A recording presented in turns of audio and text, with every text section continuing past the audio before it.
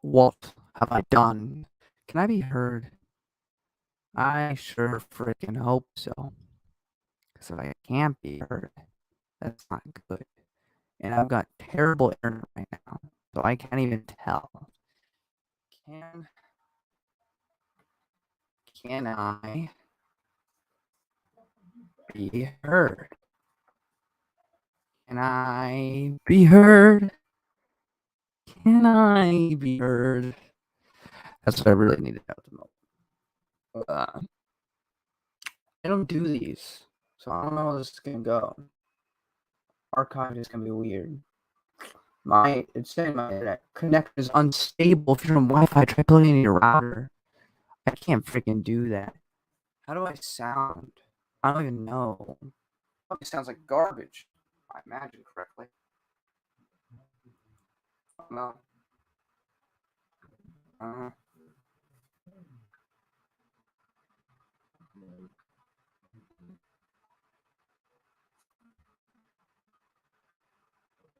does it sound okay?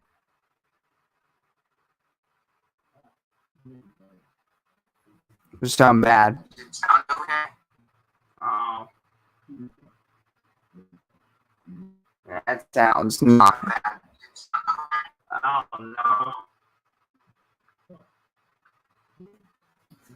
Gosh darn. Oh, I'm doing okay. How are you doing, Ethan? Alrighty, well that's good. Glad it sounds decent. Blue Pig on my stream? Who'd have thunk? I don't do these, so I'm not Matt Wilkins or Lance that just does a random live stream, but I had some time on my hands, so I thought, why not? But I don't have any topic or anything, really. I mean, besides Better Call Saul, which was fantastic finale to an overall fantastic show that I do believe surpasses Breaking Bad, in my humble opinion. That's good. What do you mean? Like my audio or just me in general? Am I good? Because, I mean, I'm doing as good as I can, I guess. I'm not dead. My family's all here. The finale, Ethan, was yesterday, actually. Monday night. Well, at least for me in America. Specific standard time, 9 p.m. was the finale to the entire show. So that was that. And, without too much spoilers, it was very much a story that rings true in a lot of fiction. But the one I like to talk about most, obviously, being Star Wars, but the redemption, which really, I think it's the most logical place the show could have ended, and I think it's the most satisfying we could have gotten. Unless we're all just immoral people, I guess I'll say. We had the main character of Breaking Bad die. We have El Camino, the film, which shows that Jesse got to get out because he suffered a lot. So he got to have a happy ending, just living a new life on the down low. So if you don't want to repeat those two things, what's the only logical conclusion for what could happen to a lawyer who became corrupt? We had 4 seasons learning about a guy who we thought was Saul Goodman, who's actually his real name, Jimmy McGill, that he would later change to Saul Goodman. So when you get to the finale, who reigns supreme? Saul Goodman or Jimmy McGill? And it was. I didn't go out with a bang or anything. I didn't expect it to. The show was. The second half of season 6 is basically just a huge epilogue to Breaking Bad. And for what it did, I was really happy with how it concluded. There's not many shows that get completed that you can be like, damn, I have no issues with that finale, but that's how I felt about Better Call Saul finale. It's really hard to make prequels. Obviously, a lot of people who follow me are Star Wars fans. This is a whole thing. Blue Pig. If you want me to just tell you the entire show, I mean, I know you can't watch it. So, I mean, this has been out for 8 years now. So I guess I can get into the previous seasons. So before I do that, where was I? I was saying, it's hard for people here that watch me are fans of Star Wars primarily, and love or hate the prequels. There are issues with it, right? I love the prequels, but I won't deny there's problems. I just don't think the problems outweigh the good, especially in like episode 3. I think the good far outweigh the bad.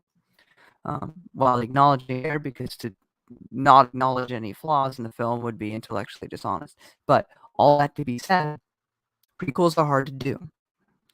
Better Call Saul manages to be an excellent prequel, Breaking Bad, and an excellent sequel.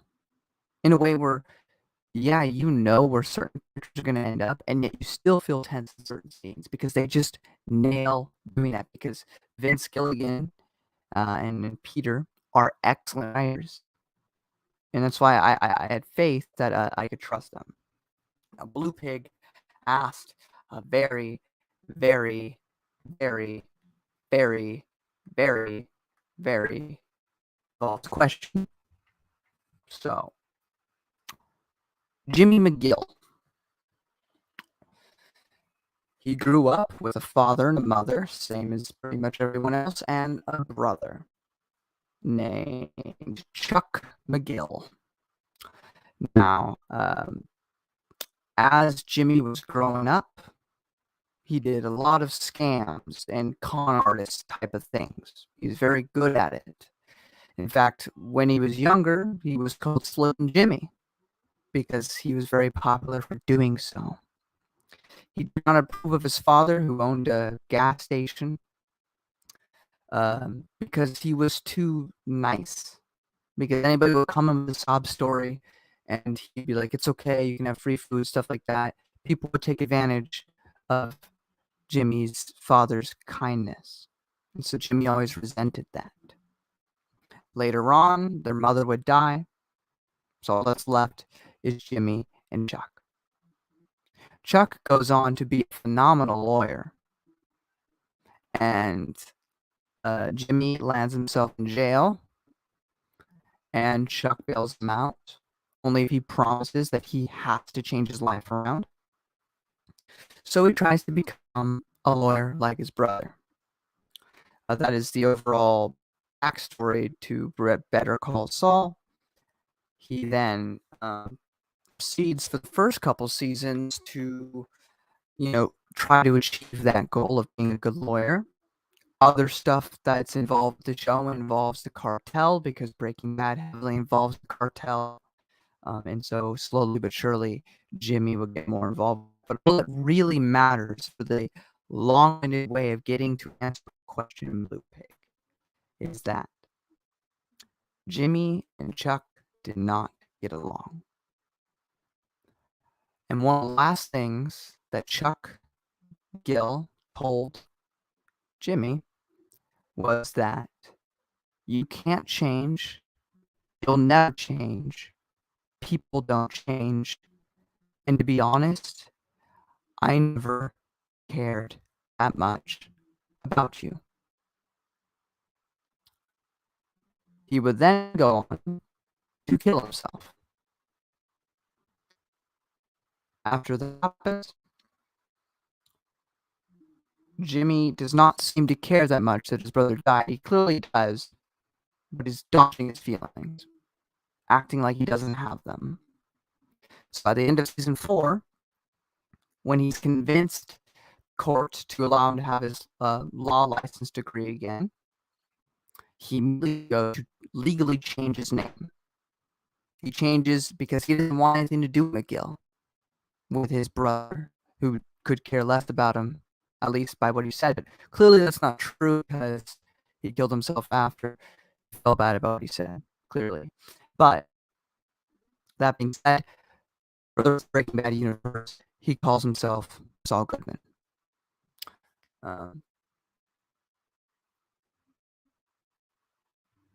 Okay, so now we're getting into the plot of Breaking Bad. With that question, Walter White was a father of one child who had, I think, cerebral palsy, so he needed the crutches to walk around. His wife was pregnant, and he got cancer. Now, there's a whole backstory to Walter trying to start up this company that would eventually become Gray Matter, and him and two friends were basically the head of this. His ex-girlfriend and his other friend were starting up this company. But he had a child on the way. This is all backstory to the show. But he had a child on the way. And bills need to be paid, family need to be taken care of. So he made a deal with them for a couple $1,000 and bailed out of the company so that he could support his family. That company went on to become a billionaire corporation. So had he stayed, he would have been a billionaire. So he lives his life. He's a very, very, very, very, very, very, very good chemist. He is a way underpaid, overqualified chemistry teacher. He just works at a car wash because he doesn't have enough money from his teaching career to pay the bills. So he also works at a car wash.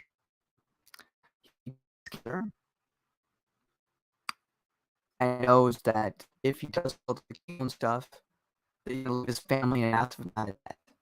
And with a newborn on the way, the kid who's already, I don't want to say normal because there's nothing necessarily like his son is basically a normal kid. He just happens to have to use crutches.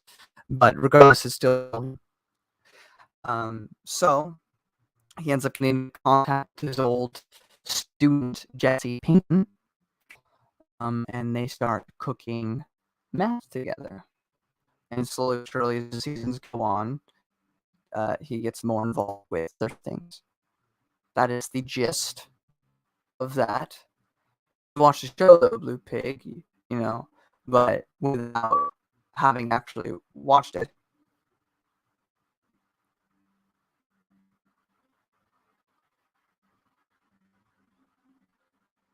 What do you mean?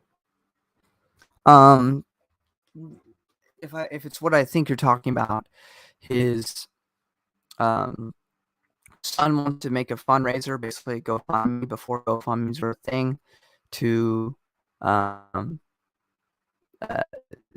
basically people gave money to help with Walt. And that's basically what that is. He starts getting a bunch of money. However, it's putting laundering money into it, making it seem like it's coming from a bunch of random people across the world, when it's really just Saul Goodman putting Walter's drug money back into his pockets legally, I guess. But yeah, that's what I think you're talking about. That's where it comes from. I could share a video to kind of help my point or to help show what I'm trying to talk about, but if I did that, then the stream would crash because I try using freaking videos and networks, and then even if I do, it's all freaking choppy. So probably for the best to just stay like this. But since I'm a smart channel, I don't know how long I keep this on for because it's really Blue Pig. And I think Ethan, but you know, what are you up to, Blue Pig? I am, pretty choppy. Yeah, I figured as much. What can I really do about that? We just have terrible air. But, yeah, I don't know. Is it really bad, or can you understand me?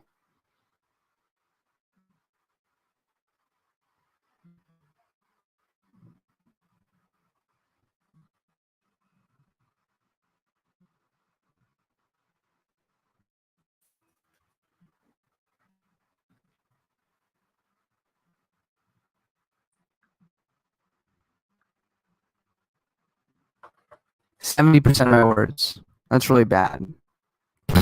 I'm sorry.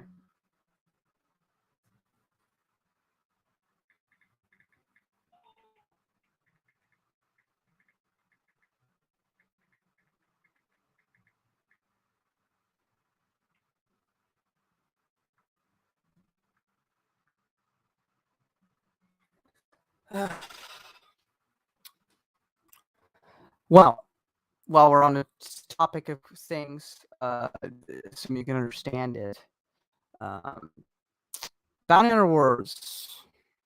No, it didn't happen. It sucked. Bounty Hunter Wars sucks so far. It was garbage. 2 books so far. I am drudging through it only because I need to complete it for my reviews. And because I'm anal about reading things. So if I was not like that, it'd be an issue. Bounty Hunter Wars is. I don't know how you make such a winning formula garbage, but they managed it. No. Blue. No. It's not the same. Nobody says anything good about Bounty Hunters. You don't hear anything about it because nobody cares about it. They don't even care enough to hate it. It's just forgotten because nobody cares.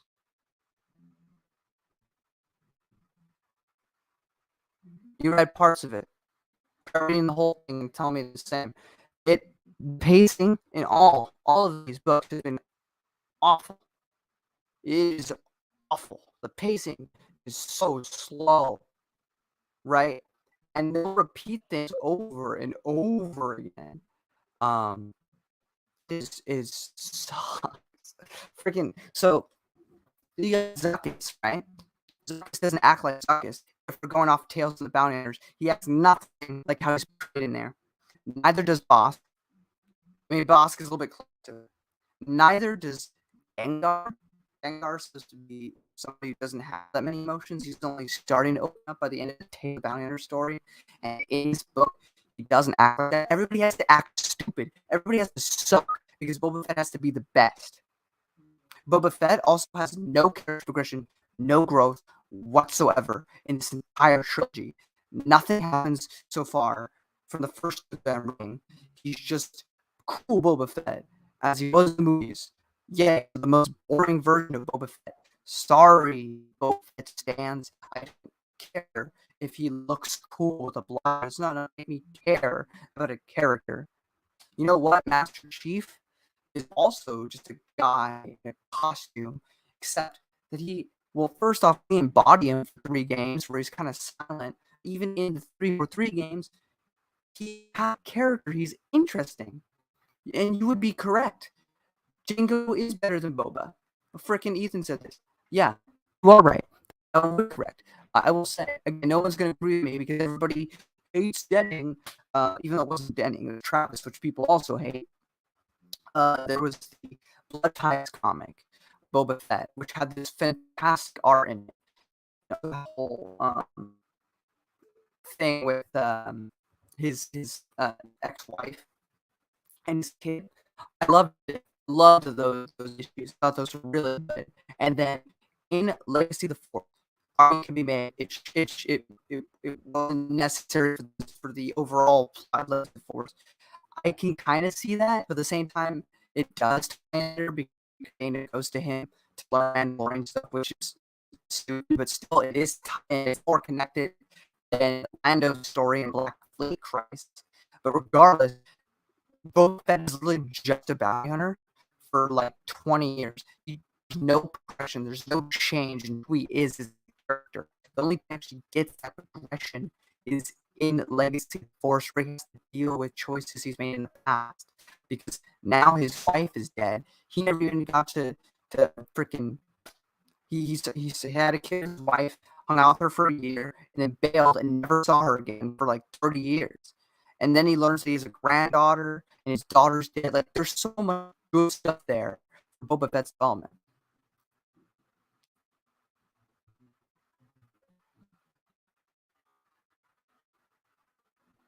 Um, I can't speak for canon. I don't read it. I'm not gonna make any points about that. I will say I think overall that the EU does a much better job with canon. I mean, you're gonna have some issues when you have 30 plus years of continuity. But for something that lasted that long, it is surprisingly consistent. You will find very, very few errors the further into it you go. Most of the biggest ones come early on, which is understandable. But as you go forward, the more connected the whole is. I can't speak for canon because I don't read it.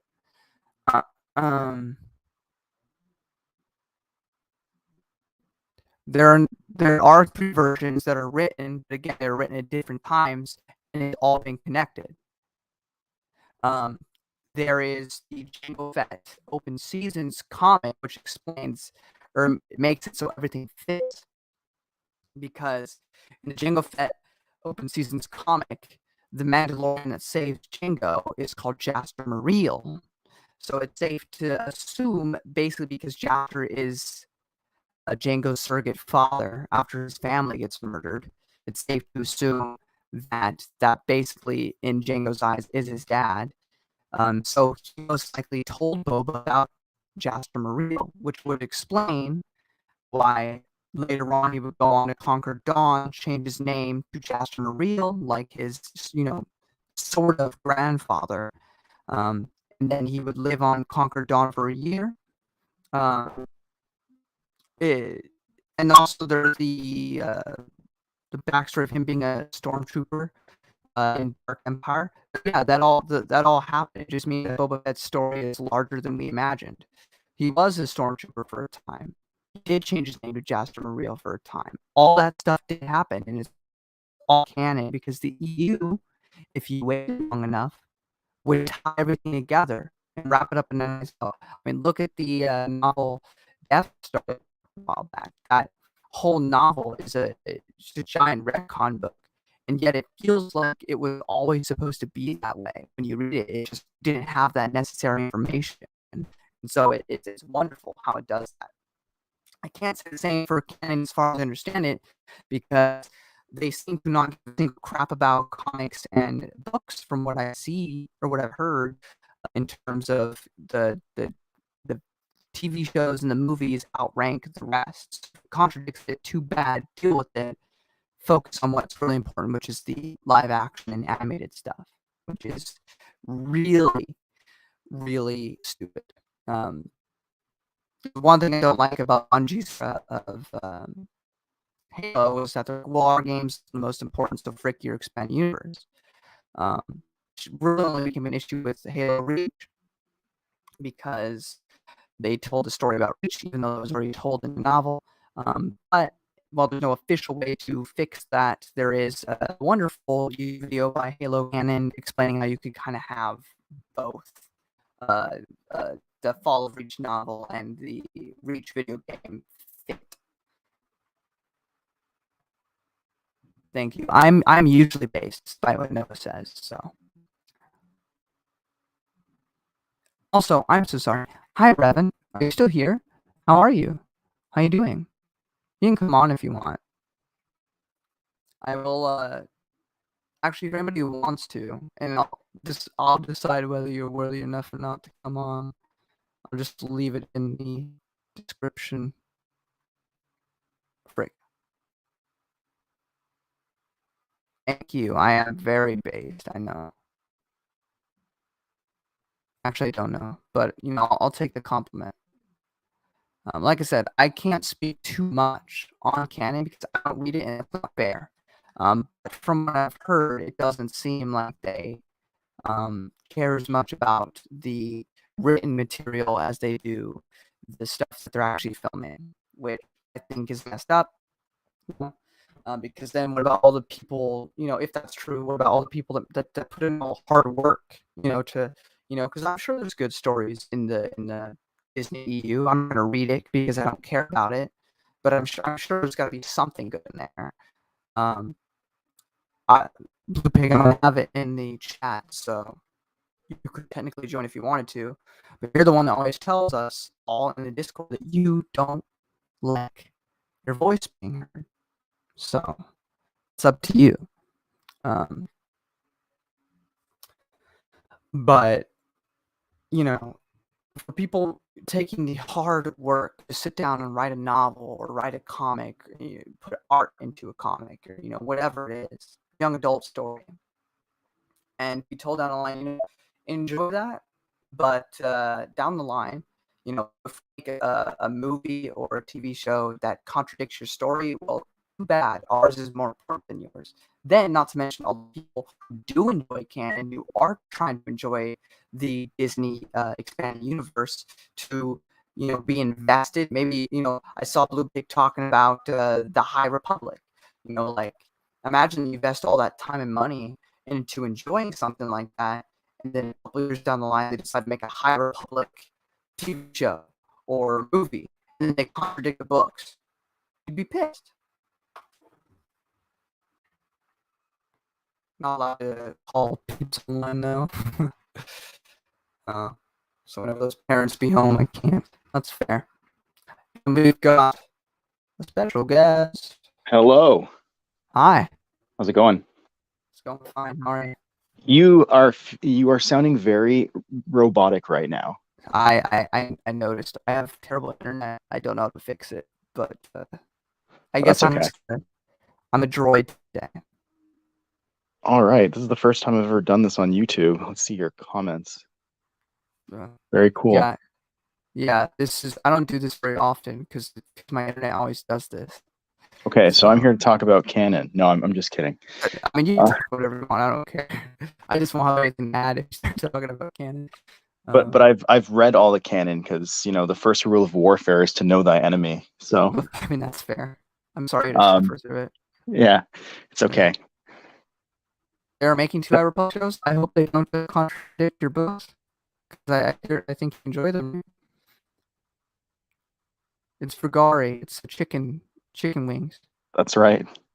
Yeah. I say Vergier. Isn't it Vergier? I say Vergier. Yeah. I think he's making a joke. I don't think he's. Okay.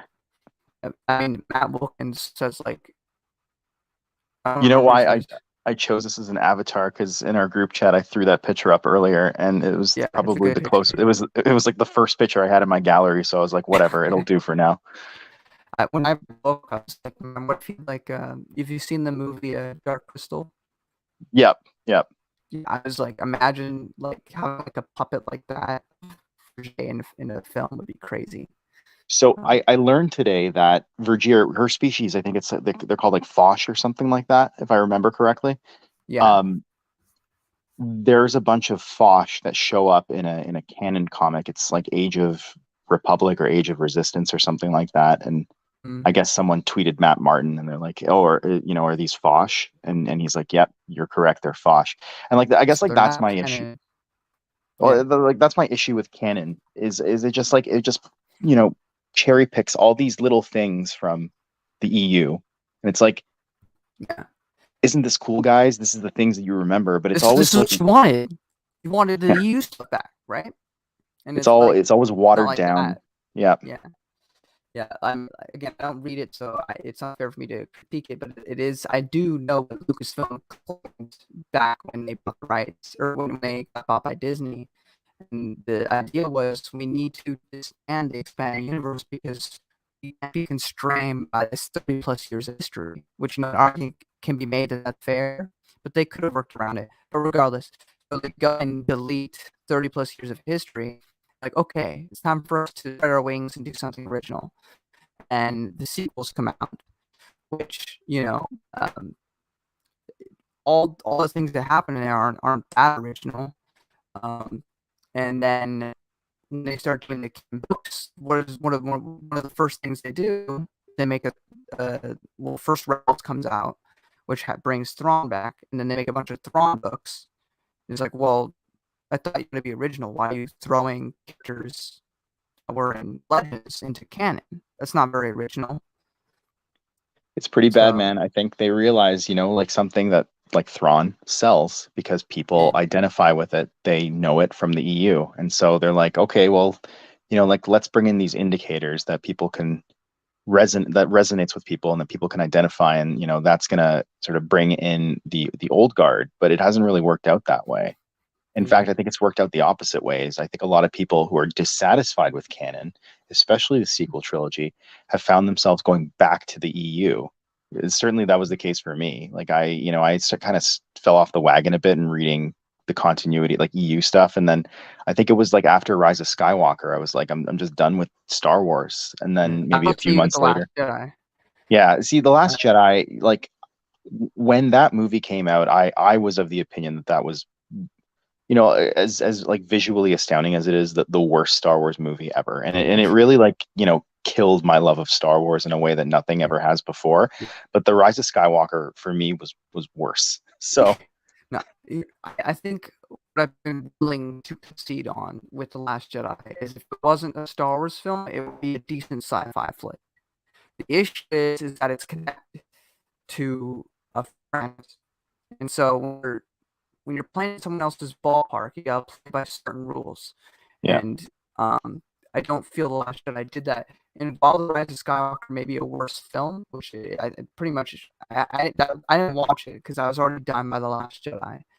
But from the clips I've seen on YouTube, it does look pretty bad, like laughably bad. But The Last Jedi, to me, I know Lance would disagree. I know it's one thing he does like. But I can't get behind what they did to Luke, and I didn't think about it with Han till later. Even that in episode 7. For episode 7, though, for me, I was 13 at the time that came out, 2014, right? And yeah, 2015, and I had no idea what the expanded universe was. I had played The Force Unleashed 1 and 2 when it came out. I didn't know if that was necessarily connected to a larger thing. I just saw Star Wars game and I played it. So, he left me. But when The Last Jedi came out, or when The Force Awakens came out, sorry. But when The Force Awakens came out, I was just, basking in nostalgia. I was like, oh, yay, Star Wars is back. And so I watched it and I enjoyed it. But looking back, it's like they bastardized Han. And all the character development that he had just got thrown out the window. I mean, he literally went from not caring about anything, being a smuggler with a heart of gold, to finding his family in Luke and Leia, which and with the expanding universe is only enhanced because it's like he was an orphan all of his life, and he finally finds a family. Even in the first Paradise Snare by A.C. Crispin, he's like I forget why I remember this so much, but there's this one like paragraph where he talks about like I think I'd be a good dad or something like that. Like he wants to have a family, and so it all gets realized in the EU. But anyway, so that one I enjoyed only episode 7 only because I had nothing else to base it off of. Right. And episode 8 came out, and I guess for some reason I was more accepting of Han just reverting because I was 13. But even as like a 15-year-old or however old I was when The Last Jedi came out, seeing Luke, my hero, be this deadbeat loser who just gave up, it just went against everything I thought he was. I mean, characters can progress and stuff, but it just felt like that went against his core of who he is to me. So, yeah. And I've seen people argue the opposite. They're saying, well, that's really in line with Luke's character. And I fundamentally disagree with that. I think that, my issue with the sequel trilogy is how they treat the legacy characters, the original trilogy characters. And I see people, even today on Twitter, because that new canon novel came out, The Princess and the Scoundrel, about, Leia marrying Han after Endor. And people are super excited for it. I'm like, how can you be excited for this novel if you know how they end up? Like at the end of the day, like their relationship, it just basically is destroyed. And then you have like the EU example where, one of their kids gets killed, the other turns to the dark side and gets murdered by their other kid. And throughout all of that, like, I mean, I think, yeah, he leaves her for a bit in New Jedi Order, but like throughout all of that, they remain consistent. They stay together. Isn't that more important messaging? Isn't Star Wars, fundamentally about hope? And yet, the sequel trilogy is just such a cynical view of what happens to these people. And it doesn't excite me. Nothing post Return of the Jedi and canon excites me. Yeah, I think it's more of an issue with just 2020 as a whole, or the whole how the world is currently. Everybody wants to make something dark, make something that isn't hopeful. People get the 1970s Superman, like, oh, that's too cheesy. But then they make, the Man of Steel movies and dark, and he's edgy, and he's conflicted on should he kill Zod or not, and then he's got, it's this whole thing. Or The Boys is a perfect example of, like, okay, you've got a deconstruction of superheroes, but you haven't given us any true superheroes for the past, like, 10 years. I mean, besides Marvel, but that is kind of falling away too now, it feels like. But there's something we said, even with the Denning verse, a lot of people like to coin it. A lot of dark things happen in, Legacy of the Force and New Jedi Order and Fate of the Jedi. But remains consistent is that, as you said, Han remains faithful to his wife throughout all. No matter how much hard times they go through, they lose 2 sons, one due to death, one due to his soul being stripped away. But regardless, they stay together and they love each other. First, Han goes off on his own after Chewie, but he just needs time to figure things out. He comes back, though, because that's what he would do. And then when Leia needs his support after Anakin, he's there. And it's just more consistent with who they are than, oh, my kid went bad, so I'm going to ditch my wife and just allow her to deal with all that and go about something again. Which, by the way, didn't even do a good job as he used to do when he was younger. But yeah, it's just, oh, you can see that this is going. Oh, it wasn't all as we can. I'm sorry. It's got on this topic. He says, Callum says, I don't know, I think The Last Jedi by Maya, Catherine Bonoff, and Michael Reeves is great. I disagree. I think every single thing that's the title Last Jedi is cursed. I freaking, I don't like The Last Jedi by Michael Reeves. I don't like the comic book from the, or it's decent, from the old Marvel comics that's called that as well. And I don't like the episode 8 film. So the name's just cursed from me. Yeah, and that Last Jedi book by Michael Reeves, is that a young adult novel? Because I see it's included in the canon adult novel, or sorry, rather the EU adult novel timeline, like the infographic that they put in front of every book. But I don't recall it ever. I thought it was a young adult novel for some reason. No, The Last Jedi is the 4th book in the Coruscant Knights series. Oh, okay. Yeah, okay. Coruscant Knights 1, 2, 3, and then it's The Last Jedi, which came out years after the fact, because it came in 2013 is one of the last book before the buyout. And it's just a really boring slog to me. I didn't enjoy it. But yeah, it's focuses on Jax Pavin, who's the main character of Coruscant Knights, and I don't know, nothing happens in the 400 pages that I sit through, so I just, oh man, 400 pages. That's a hefty proposition. Yeah, there is a young adult series called The Last of the Jedi, which is written by Jude Watson. Yeah, that's probably what I'm getting it confused with. Yeah, The Last of the Jedi focuses on Solon from Jedi Quest, who's the rival to Anakin in the Jedi Temple. Yeah, trying to get those young adult books today, like these days, is really, really tough. Like, because sometimes you can find complete runs on eBay, but they go for a lot of money. And then just trying to get Oh, if you don't care about physical copies, if you don't need them, you can easily get Jedi Quest and The Last of the Jedi on Amazon Kindle. Christopher Nelson, the celebrity, he's shown up. If freaking mouse would work. I don't even remember what we were talking about. I'm just so starstruck right now. Yeah, I said, hey guys, it's not. There we go. There we go. This is a momentous occasion. He showed up. But yeah. It's so the Last of the Jedi. So there's two and Rebel Force, which is another one. That's a young adult novel series can be all gone and killed fairly easily.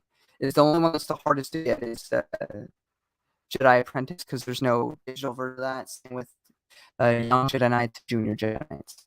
Those Yeah, just nowhere. I own all the Young Jedi Knights and Junior Jedi Knights books. I actually recently found my copies of the Junior Jedi Knights books at my grandmother's after like 15 years in storage. And Jedi Really. Apprentice, I got like 1 to 10, and one of the special books, like the special edition books, for like maybe like $40 on eBay. And I was like, this is a steal. It's like the best deal I've ever gotten. But now I don't know how I'm going to get like 11 to 18 and the other special edition book because I'm probably going to have to buy them one by one, and that's just going to drain my wallet. Yeah, that happens with the buying. Everything drains. Well, I continually kick myself because I remember when these things were coming out at the time, and I was like, I'm not going to buy some kid's book, even though I was like 13 or 14 or 15. I was like, I'm not going to buy some kid's book. I'm going to buy this copy of Barbara Hambly's Planet of Twilight instead and read that. And what a mistake that was. Well, and like the silly thing is that all of those novels, the adult novels, are so easy to find now, and it's the children's novels that are tough. Like when I was a kid, I snapped up like a few of the adventure journals, and I'm like, whatever, I'll get the rest later on. And now they're impossible to find. Yeah, it sucks. I would love to have physical copies of all of them, but they're just so expensive. Just wish I could go back in time and shake some sense into myself and say, I wish I knew about the EU back when I was still in school and could go to Scholastic. Oh, here we go. I have not read Berserk. I have extensively read Berserk, and I love it very much. Kentaro Miura passed away last year, and I was very sad about that because he never finished the series. That's an anime, right? Yeah, there's about, I think, 40 volumes out. I heard they're going to continue it, but I don't know if it's going to be the same without the creator. Have a good night, Ethan. Take care. I just hate my internet. So I don't have you tried, I was going to say, have you tried just putting like an Ethernet cable into your laptop or something like that from your router? Because that probably would solve the issue. If you're just, using Wi-Fi or something like that. Yeah, I am just using Wi-Fi. Yeah. Yeah, maybe. I mean, my Wi-Fi isn't in my room. It's in the living room. So, I had to buy a 50-foot Ethernet cable because my router is nowhere near my desktop. So sometimes you got to do what you got to do. Yeah, maybe I'll invest in a long wire. Here we go. 3 chapters since Miura's passing. Are they any good? Oh, they're all very good. I see. Yeah. See, that's the thing. I mean, I don't know. It's like the equivalent of, I'm trying to think of like a Star Wars equivalent of someone other than George Lucas making a Star Wars movie. That's what it's the equivalent of for me. So I don't know what this means, but they had Puck as Yoda and Palpatine and other fairies as clone troopers executing Order 66. I think Puck's like a small fairy that follows around the protagonist in the series. Berserk is it's like sort of like dark fantasy. It's very interesting. But yeah. Fairy was Jar Jar. I like Jar Jar Binks. I was, I think, like 11 or 12 when the Phantom Menace came out, and I've always liked Jar Jar Binks. I don't know why people hate him so much. Based opinion. I don't love Jar Jar Binks, but I don't hate him. He's not in the movie long enough to hate. Yeah, I don't love Jar Jar Binks. Yeah, I see all these reviews by people, and they're like, "Oh, Jar Jar, one of the worst parts of the movie," and it's like, I timed it up. His total runtime is like maybe at most 5 minutes, maybe a little bit more. He's not in a lot of the film, but people act like he's in every second of it. And he's supposed to be annoying, but even the character tell him to shut up on several occasions. It's no more annoying than freaking C-3PO whining all the time, to me at least. But sexually dark, gruesome, violent, sexual violence, horrifying. Yeah, I think he's referring to Berserk. Yeah.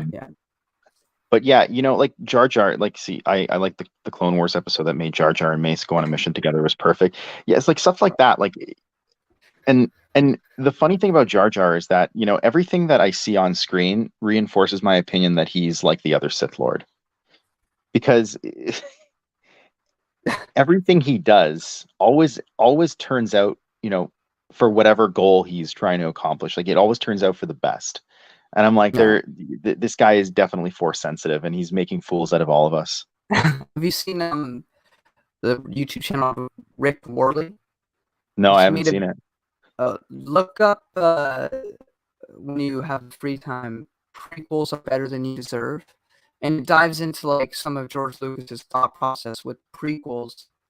And one of them with like Jar Jar was to be like the old silent films with like Charlie Chaplin and stuff. Where like there's the one where he's working in the factory and a bunch of like silly stuff goes on in there that ends up working out okay in the end. And it's sort of the same sort of mentality. Jar Jar was that he'd be fumbling around kind of like that, or like Goofy from Disney, and that in the end, as you said, things would end up working out for him. Most likely because he is force sensitive, but I don't know how else to explain how he's so lucky all the freaking time. But yeah, I is not a rapist. as far as we know. Yeah.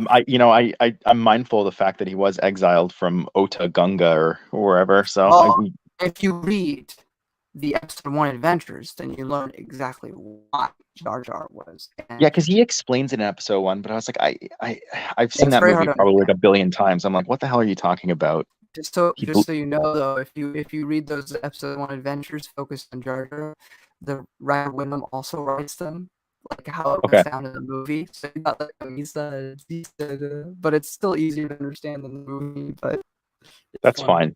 I'm all for that, actually. Let's be consistent.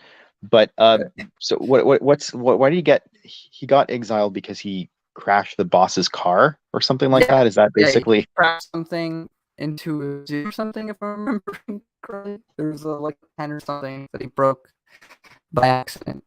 There's also a pirate doing stuff behind the scenes, and his name is, what was it? I forget. It was a really funny name. It was a Chiss too. It was a Chiss pirate, and I forget what his name was. It's like Big Chad or something funny like that. Big Chad? Yeah, I don't think it was that, but it was something funny like that. I didn't go back and watch the review, but it was amazing. Greatest character of all time. Big Chad. Here's an interesting comment from Pig.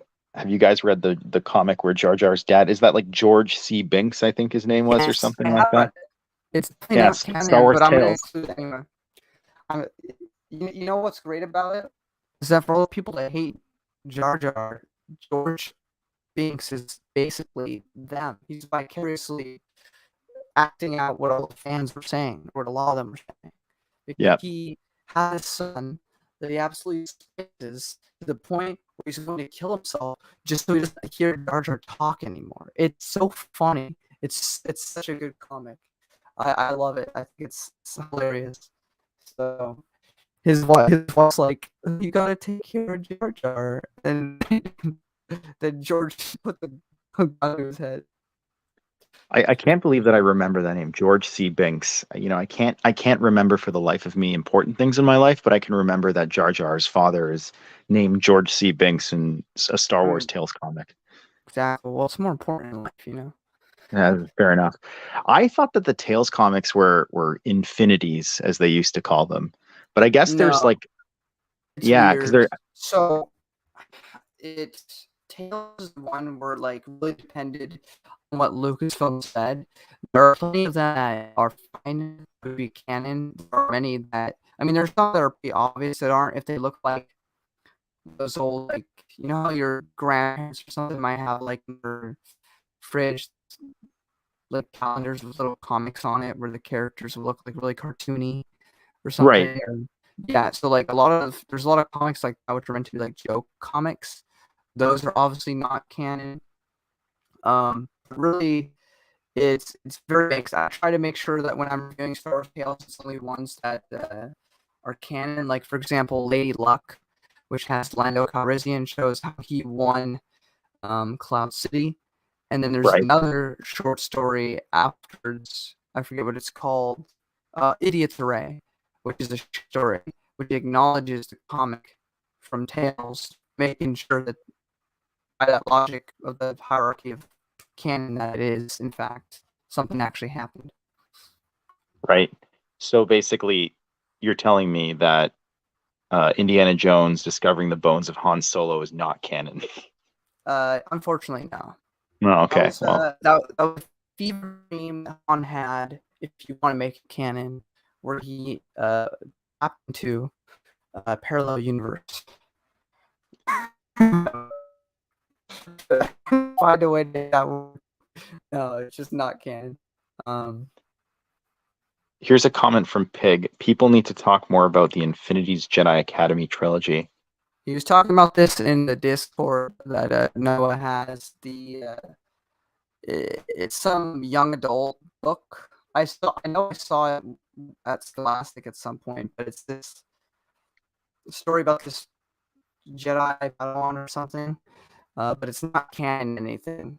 It's just this thing that they made. Which I guess if Blue Pig's going with that logic, and also the Origami Yoda series would be Infinities, because that came out before 2014. Right. But I like those. I haven't read the Jedi Academy trilogy, the one made by Kevin J. Anderson. But issue 20 is canon. Yeah, I read the other day Shadows and Light. It's the one like Duron Keldroma. Oh, and yeah. The great hunt after the Sith War, where they go and hunt down the Terentatex. Yeah, and then it basically sets up how in the game in KOTOR, you as Revan find Duron's robes and equip them. Right. Yeah. So I hated that was kind of fun. I hated one Jedi that was like yelling at Duron for being in a relationship. Oh yeah, his name's then like Gunhan Suresh. Yeah, the Twi'lek. He's lecturing him about attachments. Meanwhile, he's having sex with like prostitutes, and I hated that guy. It's so funny. I just that's so hilarious to me because, and it's also like what are you talking about? Like 5 years ago, like Nomi Sunrider enters the Jedi Order and she had like a husband and a kid. Like, calm down. Like, I think at that time too, like according to the EU, she's supposed to be the Grand Master of the Order. So I just can't imagine that that at that time they were that strict about having relationships with other Jedi. Yeah.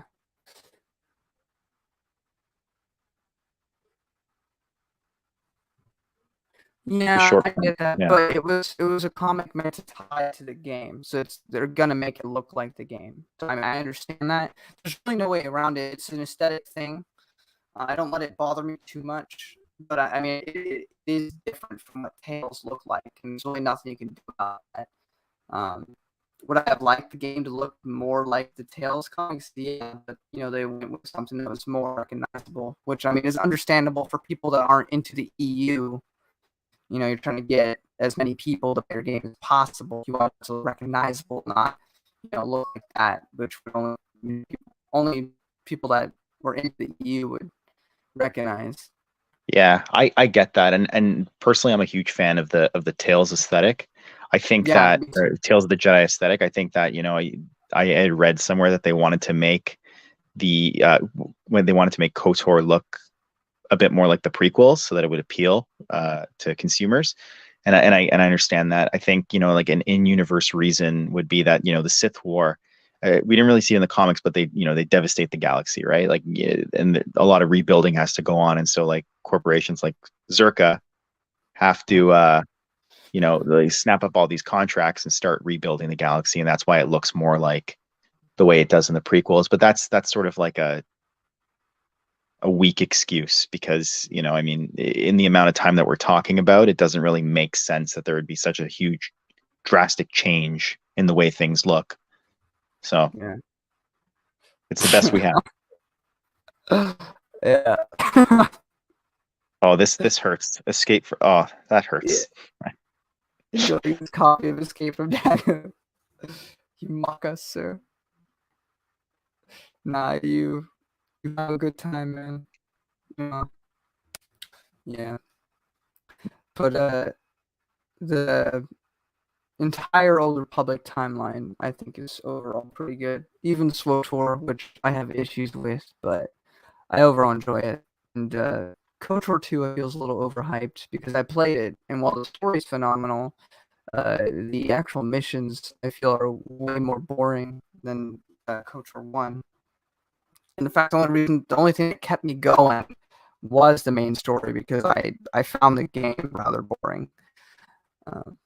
Yeah, that's it. See, KOTOR 2 is one of those games where, like, I've replayed KOTOR 1 like right? 5 times, and then KOTOR 2 I've only ever played once or twice, and I just remember having fond memories of it, but also being like, this is KOTOR 1 with a updated interface. I mean, to be fair, it's not their fault that 18 months to make the game. But that being said, they also made Fallout Vegas in a amount of time. Yeah. Later on, and that was a great game. So I don't see why they couldn't make just as interesting levels within that amount of time, because they all are either boring or empty, have all these side quests that aren't fun. They're just like, go get this or go that. Like, well, all right, freaking KOTOR 1 on Dantooine, this whole side plot that you didn't even have to do. It was just a side thing with this murder, or we're going to figure out who's the murderer between these two guys, and it was a lot of fun.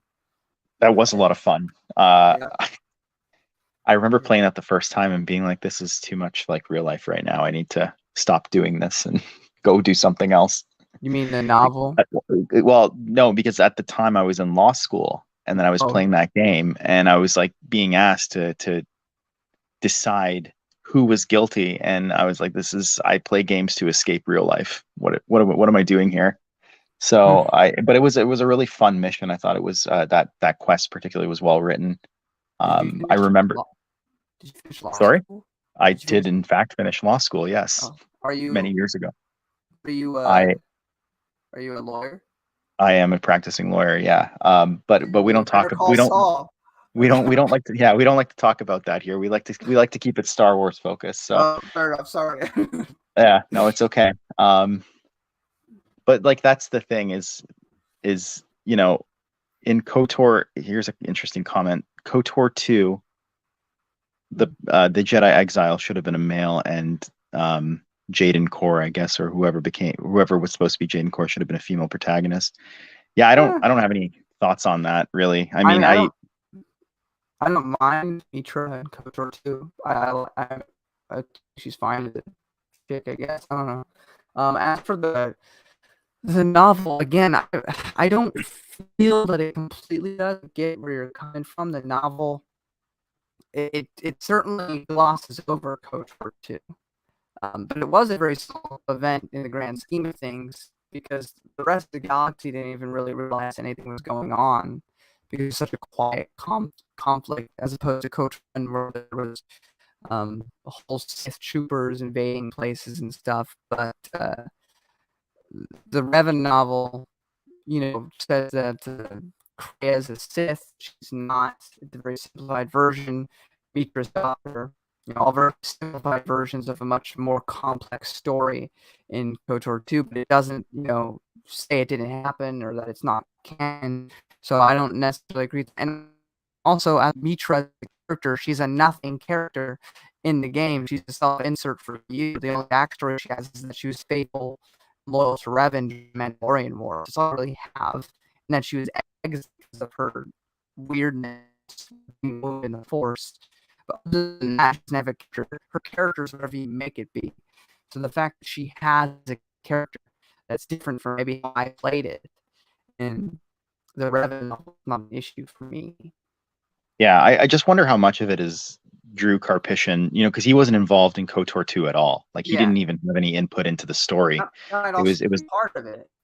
Made independent of him. So it's not his, right? And in the same way, like, we see like Timothy Zahn doesn't really give a shit about anybody else's, give a crap about anybody else's work. I'm joking. I'm being sarcastic. But yeah, sorry, continue. I didn't mean to interrupt you. No. That's exactly it, right? Like he doesn't really care about other people's work and sort of begrudgingly adds in other. And then he's finally like Stackpole, because he'd worked with him several times and connect things because he liked Michael Stackpole. But if you were lesser than him, then he'd scoff at you. Like when Dark Empire was made, they wanted to see it before the Thrawn trilogy. But then he was like, but then I'd have to reference it. And I don't want to reference some stupid comic book. So now you have to set it after my books. And so, Dark Empire was happy to acknowledge the Thrawn trilogy. It was Zahn didn't want to reference it. And Kevin J. Anderson was like, well, I'll bring it because I love connecting things. Kevin J. Anderson's a Chad. But yeah. Kevin J. Anderson doesn't make quality. He makes things that are fun. He's also a team player, and he likes to connect things and to have all that. And so I really appreciated that about Kevin Anderson. Ghostfish has some interesting comments here. So I see, okay, so the first one, calling Kreia Sith is accurate. Oh, I mean, I guess I kind of understand the counter to Valkyrie, but why would she be? Because the reason she was so effective against Nihilus because they were ghosts in the Force. Had she been a normal Force user and he wasn't, she would have got destroyed, or vice versa. The only reason it worked out to be an easy fight, even though if you play the game, it's a really easy fight, is because they both are wounds in the Force. Valkyrie is not a wound in the Force. He is just very powerful in it. She's also, I don't think she still is a wound in the Force by the end of the game. She would just be a normal Force user, in which case she would obviously get beat by Valkyrie. But she should not be shocked finding a Locksucker when she beat out a Nihilus. Again, it's different though, because he's not. Nihilus is some suit completely under the dark side, being wounded in the Force, to the point where he is not a person anymore. He's just a thing that desires more of what it needs, which is the life essence, get planet stuff. But he's basically just a hungry boy. He has no other interests, no other goals outside of eating things. Whereas Valkorian is a whole different ball game. He has that immense power, and he has a mind to use it effectively. Yeah. Zahn and Holston used to get along for the whole nobody thought to tell him about Mara thing.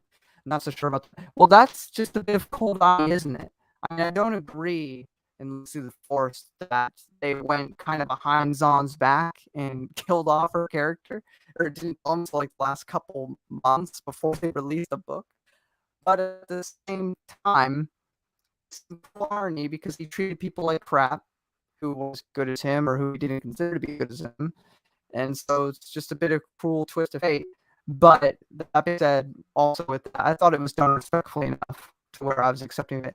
And if he really wanted to make a book with Luke, Mara, and Ben before she dies, he could have easily said it after Darkness and before Legacy of the Force. That's exactly right. I mean, maybe Ben would be kind of young for that in that mission, and maybe that interferes with his plans. But at the same time, he doesn't own these characters. He doesn't own them. And I mean, look how many adventures Jason and Jaina had as little kids. Surely they could have done something with Ben. I mean, heck, somebody who isn't even official writer, a Hand of Thrawn 45, he wrote a whole bunch of stories on fanfiction.net, and one of them is him trying to the Legacy comics with well, Crook's just a part of the order by the time of Legacy. When the fuck should he return? Well, they kind of incorporated that with Dawn's idea of having an adventure with Luke, Mara, and Ben before she dies. And that's set, after Nest. So for sure. I agree with these comments over here. Alston, Aaron Alston is probably one of my favorite EU authors. Alston is fantastic.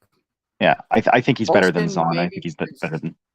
Oh, I agree. He's absolutely better than Zahn. I just don't think he's better than Stackpole. I'm gonna read the whole X-Wing series and before my opinion afterwards. I just remember them being fairly even in my original view. Yeah, like Stover's probably my favorite. I used to read a bit of his fantasy before I read his Star Wars stuff, and he's always kind of been my favorite. But Alston, I think, just I remember as a kid reading these X-Wing novels and kind of not really. They weren't really clicking with me, and then I got to the Wraith Squadron stuff with Alston, and it just changed my life. Something changed, yeah. Yeah.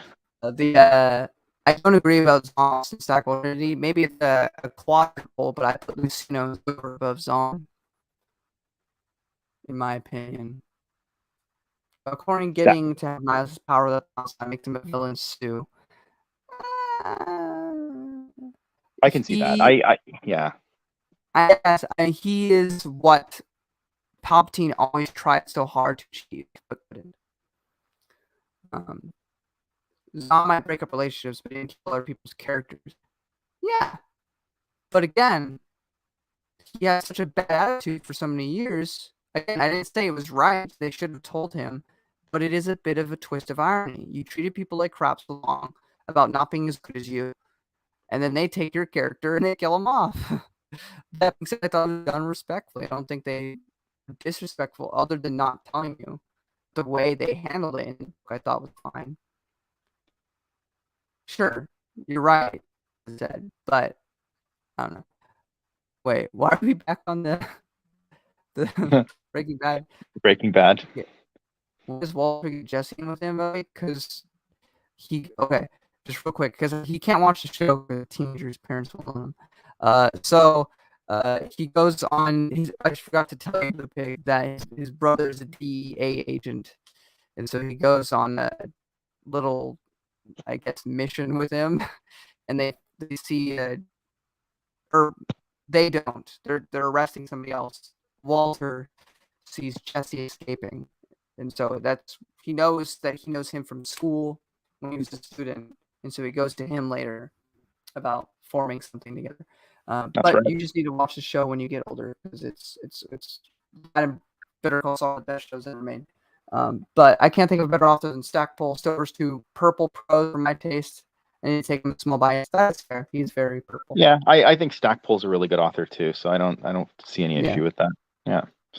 And then this I would agree if he didn't write Knight Errant and The Lost Tribe of Sith, which I find both garbage. Now, The Lost Tribe of Sith I have to be easier on, because the first 8 short stories were released for free. And then the only addition added, if you buy the whole collection, is that there's additional 9th story. None of which were that interesting to me. I just read Lost Tribe of the Sith for the first time last month, and I thought some of the stories were actually pretty good. There was that one story about the Jedi from the Jedi Covenant, and like Miller was at the same time. I think he was writing. From the KOTOR comics. From the KOTOR he was writing the KOTOR comics at the time, which I think are really good. Those comics, even though they don't I don't know. I feel like I should have named those comics something else, because they I guess they do touch on KOTOR, but I feel like when I was Mandalorian Wars. Right. I felt like I was being sold a bill of goods. It's like, let's slap KOTOR on this so that they could sell. But, they didn't really all that much tie into, like, to my mind, a KOTOR comic would be something showing how, like, Revan and Malak fought following their journey in the Mandalorian Wars, and then how, they turned to the dark side and started the Jedi Civil War. Whereas we're following, not to say anything bad about Zane Carrick. I think he's a great character, but, like, he is. Where it's just, I envision something different for a Knights of the Old Republic comic than what I got, and I'm happy with what I got, but I think the title was a bit misleading.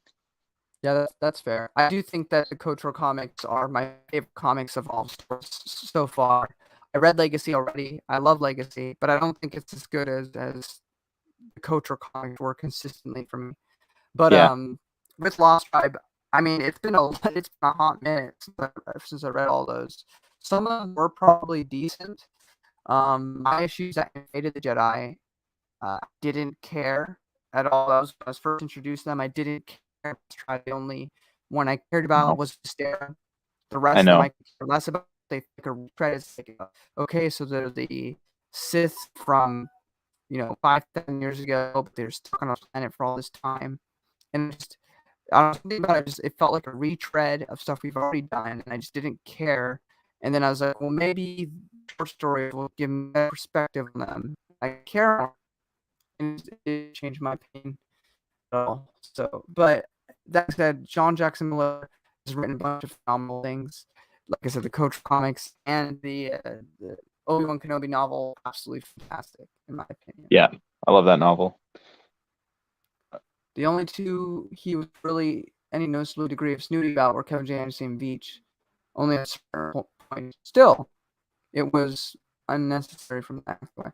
A better author than Alston. How did I get that wrong? Stackpole's below Alston. You're probably right, but it's been a while since I've read them, so I'll form that when I read them. Oh yeah, I, Miller I wrote Knight Errant as well. I forgot about that yeah, for a minute. yeah, Knight Errant with the placeholder name for Kara. Sarah Holt. Yeah. Yeah, it's a placeholder name because I forget Noah Quality Autism has talked about on Discord that Kara Holtz was only supposed to be something that he used until he thought an actual name, and he never did. So he's just Kara Holt. But Kara Holt's really bland and boring. The one that saves the air for me is all the Sith. I think they're really interesting, fun, especially I forget his name, different, very flamboyant and crazy. I think a lot of these really cool. But other than that, I find myself finding a hard time to care about anything that's going on during that era. Because Yeah, the me main too. character is just so lame, and then all the side characters outside of the bad guys are not that interesting. So I just found myself kind of rooting for the bad guys in that era, and that's not supposed to happen when you read Star Wars. Yeah, I don't even remember their names, but there was like the two Sith Lords, right, that they focused on, and then Yeah, there was the one Sith Lord who thought he was the only person who existed, like the solipsist, and I thought that was kind of funny. But that's really all I remember from those comics. And yeah, I mean, Ghostfish, I can see this how, we got like a bit of a view of Alec as he was called before Malik, and then I guess I just thought it would tie much more into KOTOR, but like I said, I'm happy with what we got. I don't think the KOTOR comics are by any stretch bad. So sorry, I'm getting annoying stuff going on. Anyway, sorry, my brother came in for a second. Um, based. Well, Blue Pig, you are less toxic, but Noah can be a bit more fun at times.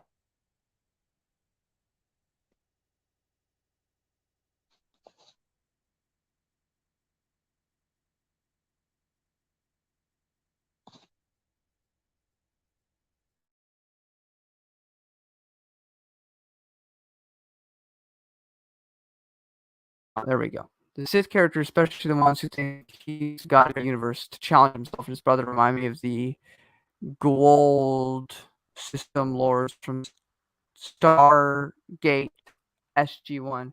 He put Star Wars, but he meant Stargate. we all know him on Stargate. Yeah. Yeah. I still need to watch that show. I've seen the movie. Mm. Yeah, like I think like Knight Errant was it had the kernel of a good idea, Yeah. but I think the execution was a bit off. Like I don't remember hating those comics when I read them. No. Yeah. I read No. them when they came out, but I don't remember Hated the loving them novel. either. Yeah. I thought they were the novel I didn't really enjoy though. But I did like the Lost Tribe of the Sith comic. There was like a 5-issue series that he Oh did right. Lost where he Spiral. Spiral, and where he ties in the Jedi exiles that form the Sith order. Yeah. into the Lost Tribe. I thought it was kind of like hokey how, one of the exiles, sorry, spoilers, pops out of like a coffin and he's like, I'm alive, like that the villain from Power Rangers, I forget her name, like Rita Repulsa. Rita Repulsa, yeah, it just like And pops now out of I will like conquer Earth. yeah, it had a bit of that going on, but I kind of liked how they brought back one of the exiles and we were able to learn a bit more about them from that because it seemed before the EU was canceled that we were going to get a lot more information about those 12 exiles. Like we were getting sort of in the source books, we were getting more information about Source's sin, and Legacy had like Carnus Moore and stuff like that, and then so we know a few of them, but we don't know all of them, and I always found that fascinating. It's like Luke's 12 Jedi apprentices, like his first 12 apprentices. We definitively know 10 of them, but we don't know like the last two. And so like questions that may never ever get answered in the EU that I always wanted to know the answers to for completeness sake. Or just getting at least 3 because the story doesn't end. It stops. There's no conclusion. Yeah. Anything was after Crucible. I had on 5, which I think those are good. I'm not going to say they're canon because they're not. Show by Lucasfilm, but I will accept them because I know that Disney's probably going to continue the EU at this point. But my full right now. I can hear like 40-ish% of what you're saying. My mind's filling in the rest, so it's okay. My time ended, I don't know. But yeah, I remember I was gonna saw the robot post. I was like, frick. You're a little better now. Okay. Yeah, it's very. Yeah, I think it's right. It's all good. So when are you gonna be videos? Disney discontinued. Yeah, Alex. Yeah, they don't like what he's saying. Like we got to we got to muscle him. Exactly. That's okay. The truth will find a way. Can't truth always forever. Can you hear me? Yeah. Okay, I heard me now. I put close to. I don't know. That's how. But I didn't start making videos, Evan. Oh, I don't know. I don't know, man. There's a lot going on right now. I just had another kid, so yeah, that's true. Yeah, so probably not anytime soon, but yeah. I'm just like right now I'm enjoying just, rereading some stuff, and like right now I'm reading Dark Apprentice, or it's been I think like 20 years since I read it last, so I'm kind of just enjoying that and taking it easy. But hopefully like in the fall things will start moving again. All the cool people they're all dads. The dad. Yeah. Vulcan's is a dad. You're a dad. Everybody's a dad. It's just, training a bunch of new Padawans for, to take up the cause. I'm not even gonna tell my kids that Disney Star Wars exists. So you're gonna block Disney Plus and block all the Mandalorian merchandise, and you're at the Target. So like, look away, it's too late for Baby Yoda, but everything else. My kids are gonna be like, "Where's Baby Yoda? He's not in any of these expanded universe materials." And be like, "Oh no, he's just, he shows up later on. Keep reading." Twin dad. Oh my goodness. Yeah, Matt Wilkins. The Force is strong. Double twin dad. Yeah, what's that all about? Twins. Same. Surprised I didn't name any of them Beat and Jaina. Or funny. Look at this. The Moffrents. Is that from the Moffrents? Is from the Glove of Darth Vader series, I think, right? It is. I think so, God. but it's. Hold on. I think those books are great. I think I've always considered those books to be C canon. Yeah. Double twin dad. Congratulations, Chris Nelson. I'm being a dad. And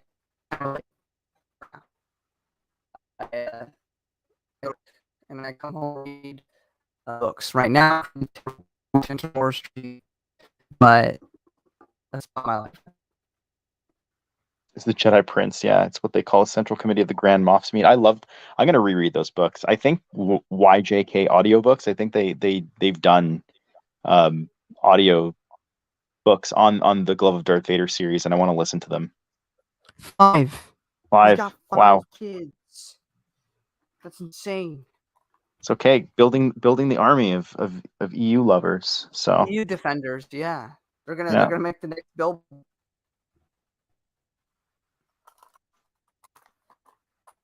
Not to be confused with the Imperial Ruling Committee. Oh no. There's always time. There's always time for hobbies. You got to be creative or not sleep. One of the two, I or mean, both. Sleeping is overrated. Just to read. When you could just stay up and read. Young Exactly. Jedi Knights books, Decade Brothers, both use ebook readers.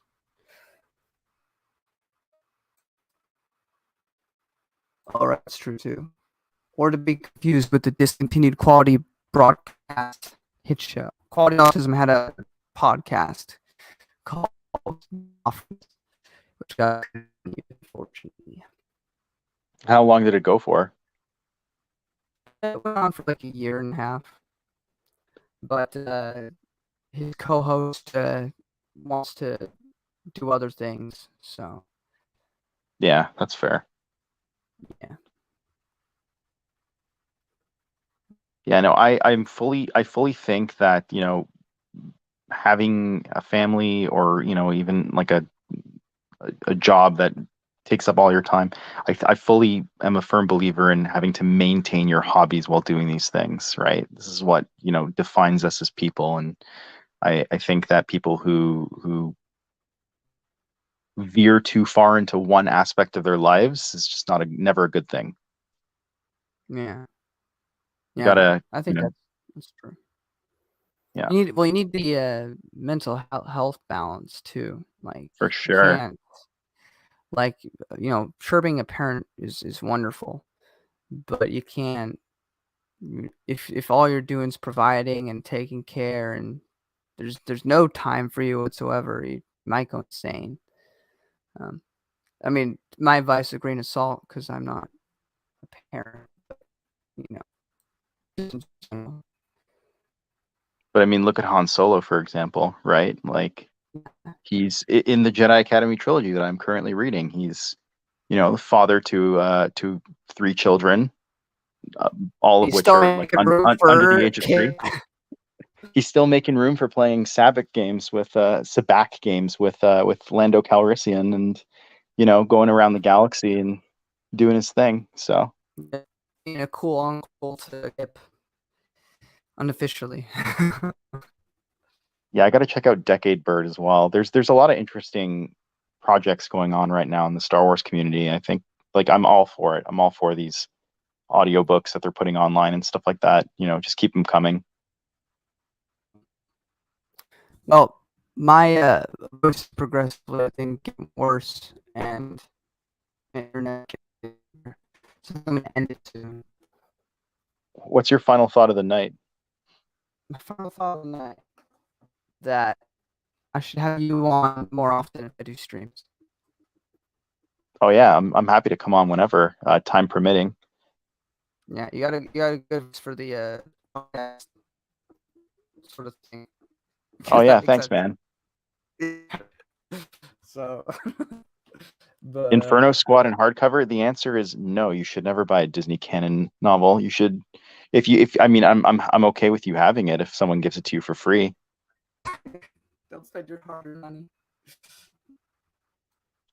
But He loves a book. I mean, if you love it, then yeah, buy it, dude. yeah, that's the real answer. I'm just being an idiot. But like, No. How dare you insult Inferno Squad? I know. What's her name? I don't even remember. Why don't you give your opinions on how you feel about Inferno Squad? My opinions on Inferno Squad? Yeah. What's her name? God, I forget she was like the leader of like It's in Battlefront 2. I don't know. I played that game like a while ago. But yeah, I don't know. Inferno Squad, I actually thought there was two. One was by, I think, Alexander Freed. I don't really remember the canon novels all that much because they all tend to like blend together. But Inferno Squad was the better one. I remember. Iden Versio. That's the name I'm looking for. Thank you. There you go. Yeah. I thought like she's pretty good. Like there's some things in canon that I think are fine and good and stuff like that. It's just overwhelmingly, I think, the EU is much better. So, but Inferno Squad, I remember wasn't bad. Yeah. That's fair.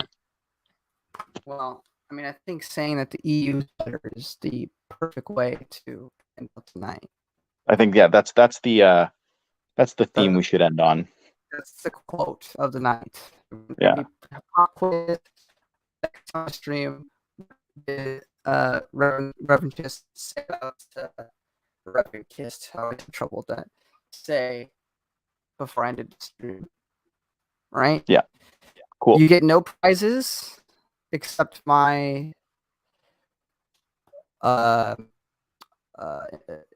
being impressed at the fact that you remembered what went on this stupid stream. Yeah. Hey, thanks for being here. I'm really barely sounding like a human right now. Barely got internet, and yet you all stuck around anyway. So. Yeah, no, thanks for having me on. Honestly, it was really fun. Of course. It was really fun talking to you. All right. Good night, everybody. Seen you all over the text messages. So it's good to hear your voice. Yeah, for sure. Well, you could always listen to my podcast too, but I try not to push that on people because it's more of a passion project for me. But Oh, right. Before we end it, everybody, he has a podcast on Spotify. It's more like an audio drama, but like it's called Legends of the Jedi, and it's on like Tales of the Jedi, and eventually I'll get to the KOTOR stuff too. So check it out if you're inclined. Just remember that episode 6 is where I find my voice. I was watching Ghostbusters Afterlife the other day, and like this kid's talking about his podcast. He's like, episode 43 is when I find my voice.